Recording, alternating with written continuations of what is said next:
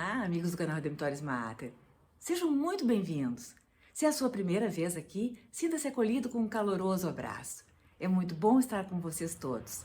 Convidamos a conhecerem as playlists do canal, pois todas as postagens são feitas com muito cuidado para os nossos visitantes e membros. E não se esqueçam de se inscrever e de clicar o seu joinha. Isso colaborará muito com o nosso canal e fará com que mais pessoas possam ser alcançadas por aqueles conteúdos que nós aqui divulgamos. Estamos vivendo na igreja o tempo pascal, que iniciou no domingo de Páscoa. Durante este tempo, a primeira leitura da missa não vem do Antigo Testamento, como de costume, mas vem do livro dos Atos dos Apóstolos. E a segunda leitura é das chamadas Epístolas Católicas, escritas por Pedro, Tiago e João, assim como do livro do Apocalipse. Elas são chamadas de Epístolas Católicas porque são destinadas à generalidade de católicos e não a alguma comunidade em especial, como costumava acontecer com as cartas de Paulo. No segundo domingo do tempo pascal, no ciclo litúrgico do ano C, temos uma leitura do livro do Apocalipse, capítulo 1, versículos 9 a 19 intercalados. Ouçamos. Eu, João, vosso irmão e companheiro na tribulação, e também no reino e na perseverança em Jesus, fui levado à ilha de Patmos por causa da palavra de Deus e do testemunho que eu dava de Jesus. No dia do Senhor fui arrebatado pelo Espírito, e ouvi atrás de mim uma voz forte como de trombeta, a qual dizia: O que vais ver, escreve-o num livro. Então voltei-me para ver quem estava falando, e ao voltar-me vi 7 candelabros de ouro. No meio dos candelabros havia alguém semelhante a um filho de homem, vestido com uma túnica comprida e com uma faixa de ouro em volta do peito. Ao vê-lo, caí como morto a seus pés. Mas ele colocou sobre mim a sua mão direita e disse: Não tenhas medo. Eu sou o primeiro e o último, aquele que vive.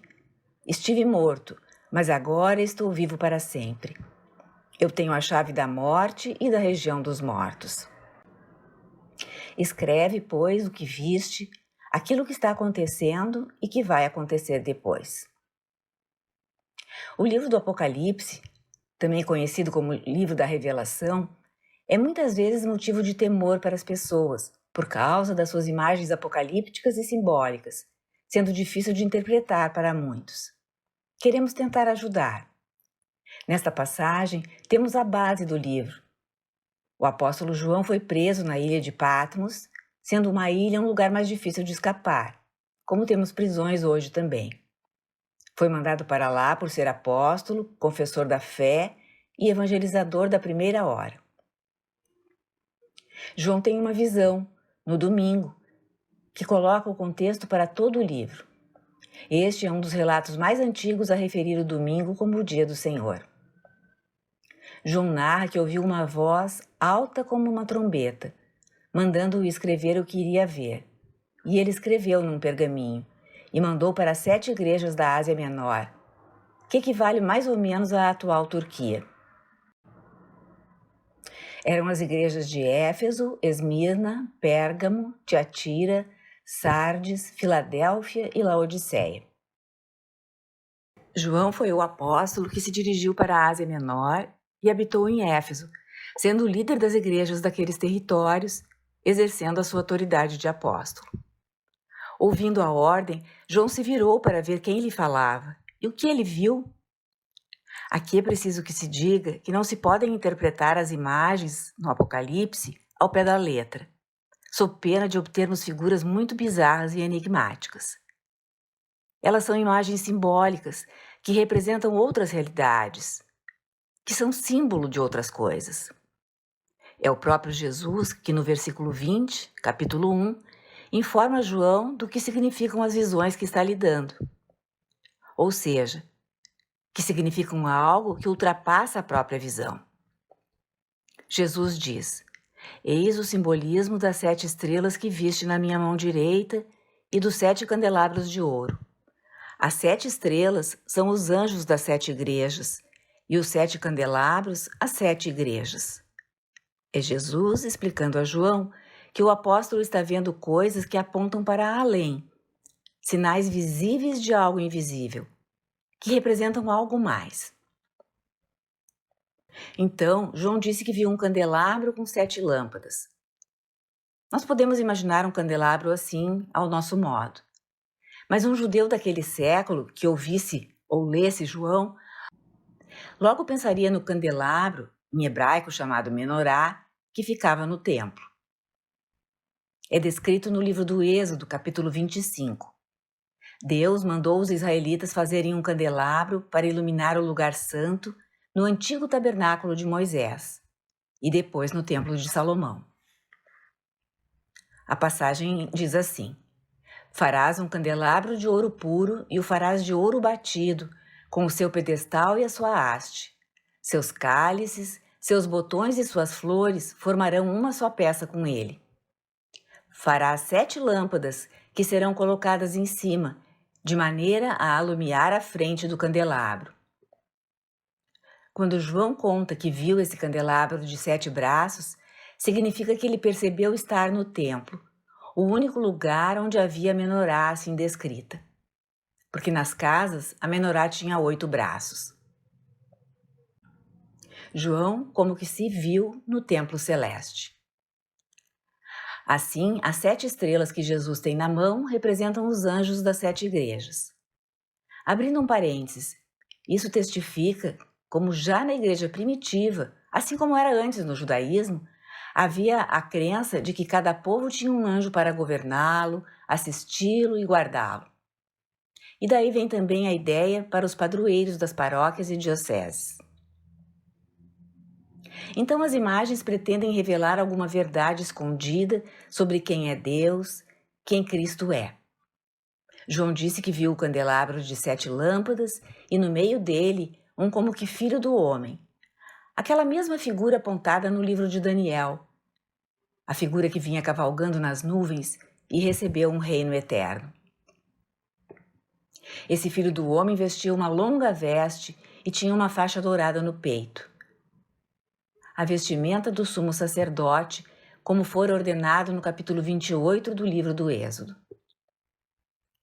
O cabelo grisalho, quase branco, era como o de um personagem do livro de Daniel, capítulo 7, que Daniel chamou de o ancião dos dias. É um símbolo da eternidade de Deus. Portanto, Cristo parece o Filho do homem, porém também o ancião dos dias, homem e Deus. Nos versículos 14 a 16, diz João que os olhos dele eram como chamas de fogo, seus pés se pareciam ao bronze fino e encandecido na fornalha. Sua voz era como o ruído de muitas águas. Segurava na mão direita 7 estrelas. De sua boca saía uma espada afiada de 2 gumes. O seu rosto se assemelhava ao sol quando brilha com toda a força. Já vimos em outras postagens que, normalmente, quando não compreendemos bem algo do Novo Testamento, podemos buscar explicação no Antigo. Então, encontramos, além do fato de Jesus vestir-se como o sumo sacerdote, que, conforme Isaías 11, a palavra de Deus será a arma do ungido, do Messias de Deus. Esta é a espada afiada de 2 gumes de que João fala. Além disso, o Senhor tem nas mãos as 7 estrelas, o que significa que ele tem autoridade sobre os anjos das 7 igrejas para quem João deve escrever. Vendo tudo isso, João cai aos pés de Jesus. Ele está atônito com a glória do Senhor e com toda a visão, cheio de temor reverencial. Jesus lhe fala: não temas, eu sou o primeiro e o último e o vivente. Estive morto e eis-me vivo para sempre. Eu tenho as chaves da morte e da região dos mortos.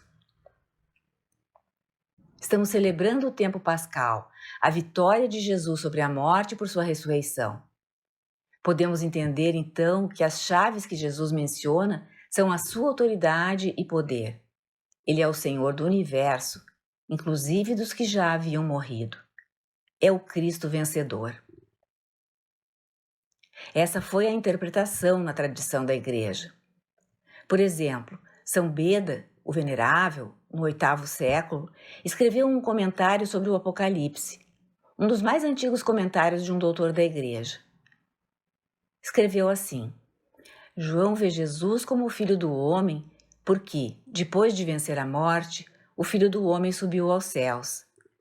É o primeiro porque todas as coisas foram feitas nele, como está em João 1, capítulo 3. É o último porque todas as coisas são nele restauradas. Eis que eu renovo todas as coisas. Não só venceu a morte em si mesmo pela sua ressurreição, mas domina sobre a morte como realidade que atingiu o ser humano desde o pecado dos primeiros pais.